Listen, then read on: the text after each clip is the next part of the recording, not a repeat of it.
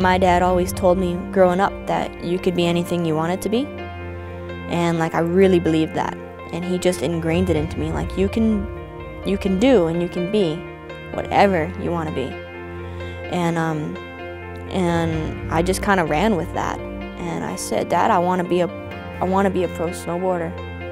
And he's like, yeah, you can do that.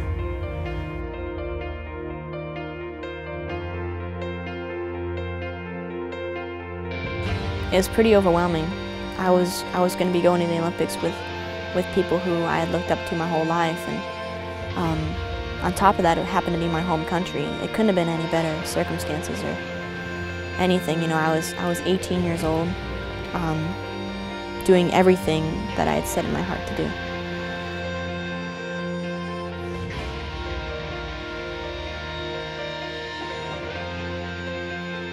It's funny. It seems like it's like some kind of movie script. You know, I go from blowing the first 2 qualifiers to getting hurt, to having a comeback, to winning the next 3 qualifiers, to winning the X Games, to going to the Olympics, to winning qualifiers, to coming out, and now I'm in 2nd place, and it's like 1 chance left, home country. You know, it's just like everything was just like something you couldn't even write anything even better, you know.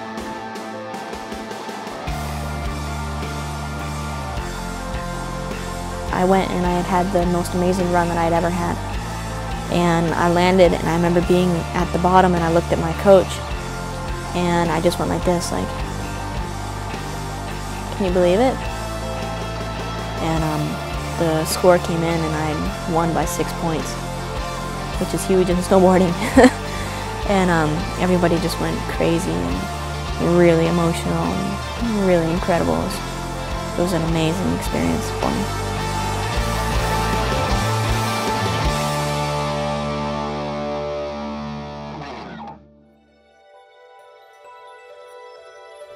For a long time, it was easy just to go on the high of winning the Olympics.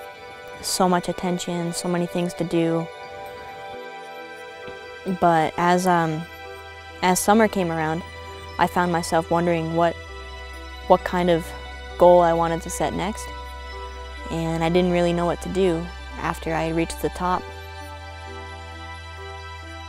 I was kind of going about into a pretty big depression. I didn't really have any purpose or direction or point to my snowboarding anymore, even though I had, from the outside, everything that anyone could have wanted. The whole thing that I had operated in was that if you're successful, you're happy. All of a sudden I found myself there, and the thing that was getting to me was that I wasn't happy. I pretty much hit rock bottom.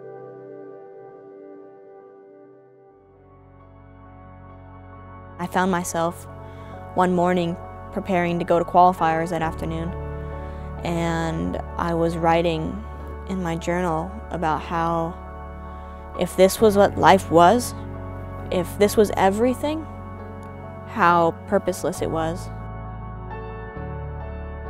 And if this was all life was, that I didn't see any purpose for going on. And I didn't feel like if I woke up tomorrow, if it mattered, it wouldn't matter if I didn't wake up. I wouldn't care, and no one else would care. And I really just didn't want to live anymore. It's intense.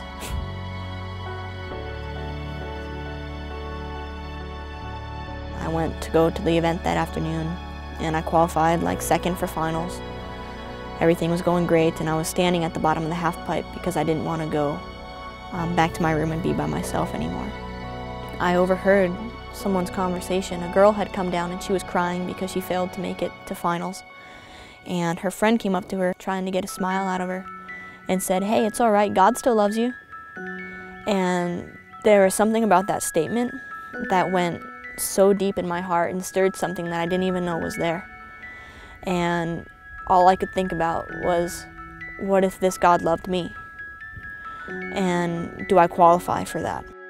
Where I was at, I just needed to know. I found out that this girl, she was staying in my hotel, and I found out what room she was in. So I went there and I knocked on the door and I said, "Hey, my name's Kelly, and I think you might be a Christian, and I think you need to tell me about God." She just started sharing about God's love with me, and she started telling me about how God created me for a purpose and that God loved me. And I had this idea that Christianity was about being religious, and this religion that you followed, it was rules, it was structure, it was about being good all the time. And she just told me that it was about relationship, not about religion. And she just told me that Jesus loved me.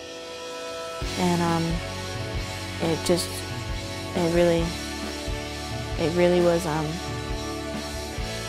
it was just what I needed to hear.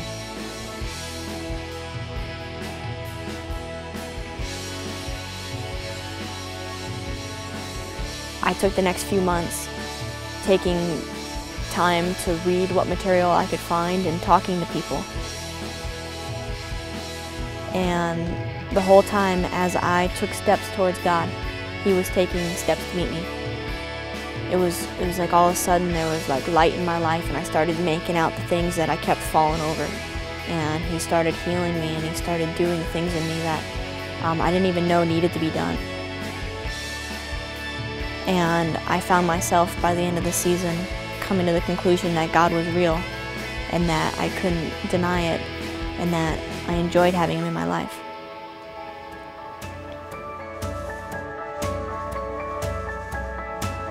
I think what captured me was that God loved me.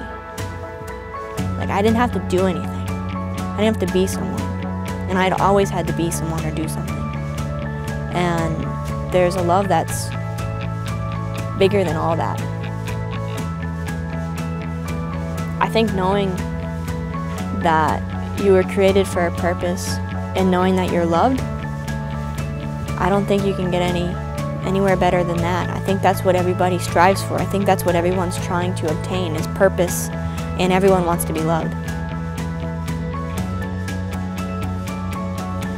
It's just incredible the freedom that I have now compared to before. You know, my whole life was snowboarding. That was what I did. That was what I pulled my identity from. And I no longer have to do that. There's so much freedom in knowing Him that once you've tasted it, you don't ever want to go back to anything else.